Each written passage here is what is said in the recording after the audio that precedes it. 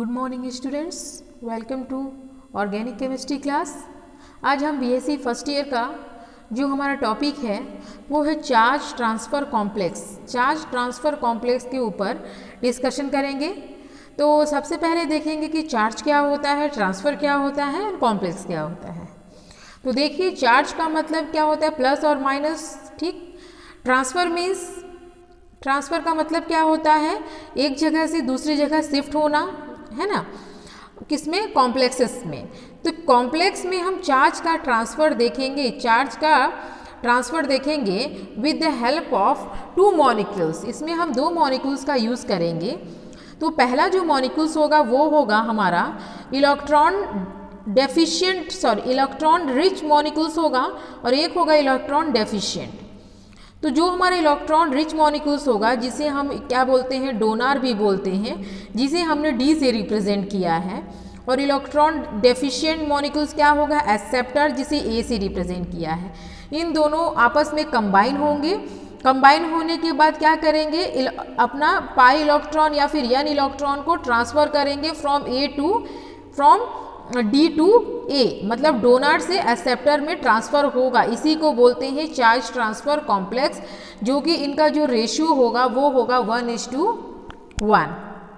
मतलब डोनर और एक्सेप्टर का जो रेशियो है वो कितना है, 1:1। तो ये हो गया आपका चार्ज ट्रांसफ़र कॉम्प्लेक्स।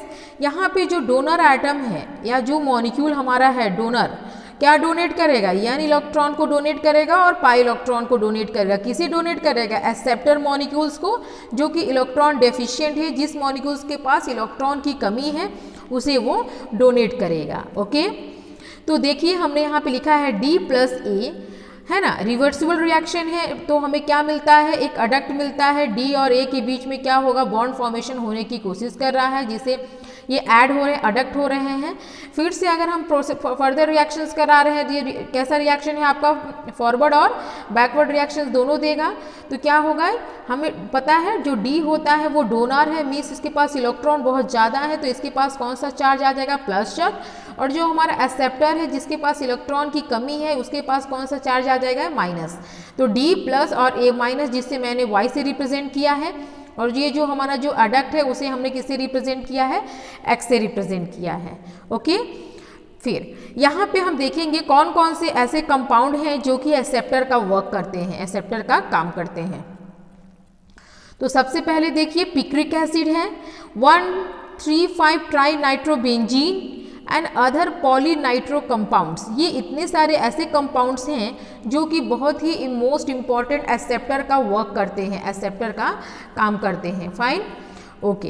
तो अब देखिए यहाँ पे कि इसका स्ट्रक्चर देखिएगा, स्ट्रक्चर में क्या समझ आ रहा है आपको। देखिए कि कितने हैं, पिक्रिक एसिड का स्ट्रक्चर क्या होता है। देखिए 3 नाइट्रो ग्रुप है, 1 हाइड्रोक्सी ग्रुप है, जिसे हम बोलेंगे 1, 3, है ना, 1 किस पोजीशन पे है, ये 1 है, तो 2, 3, 4, 5, 6, तो 2, 4 और 6 ट्राई नाइट्रो, और ये क्या है, फिनोल। तो आप बोलोगे ट्राई नाइट्रो फिनोल, जिसे हम और क्या बोलते हैं, पिक्रिक एसिड भी बोलते हैं। ओके, तो हम अब देखेंगे कि हमारा ट्रांसफ़र किस तरह होता है, कैसे होता है हमारा ट्रांसफ़र। उससे पहले तो देखिए यहाँ पे जो डोनर मॉलिक्यूल है हमने लिया है मेसिटिलीन।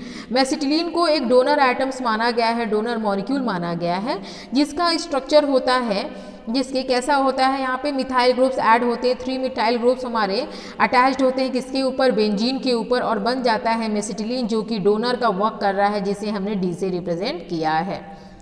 फिर उसके बाद हमने देखा अभी पीछे ही कि एक्सेप्टर का वर्क कौन कौन कर रहा है, 1,3,5 ट्राई नाइट्रोबेंजीन।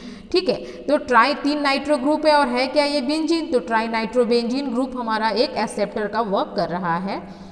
तो यहाँ का चार्ज का ट्रांसफ़र होगा इस डोनर से इस एक्सेप्टर में, मतलब इस एसिटिलीन से इस मेसिटिलीन से कहाँ जाएगा, वो ट्राई नाइट्रोबेंजीन में ट्रांसफ़र होगा।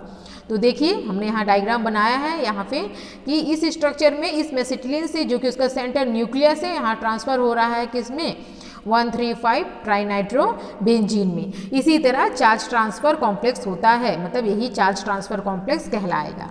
ये जो चार्ज ट्रांसफ़र कॉम्प्लेक्स है, इनके बीच में जो फोर्स डेवलप होता है वो फोर्स बहुत ही वीक होता है, कमज़ोर होता है, जिसे हम वॉन्डर वॉल्स फोर्सेस भी बोलते हैं, जिसे हम क्या बोलते हैं, वॉन्डर वॉल फोर्सेस भी बोलते हैं। फिर इन दोनों के बीच का जो डिस्टेंस है, मतलब जो हमारा डोनर और एक्सेप्टर का जो डिस्टेंस होता है वो 3 to 3.5 एंगस्ट्रॉम तक माना गया है। तो ये तो हो गया आपका चार्ज ट्रांसफर कॉम्प्लेक्स, इसे आप सब नोट कर लीजिए, पढ़ लीजिए। Okay, thank you.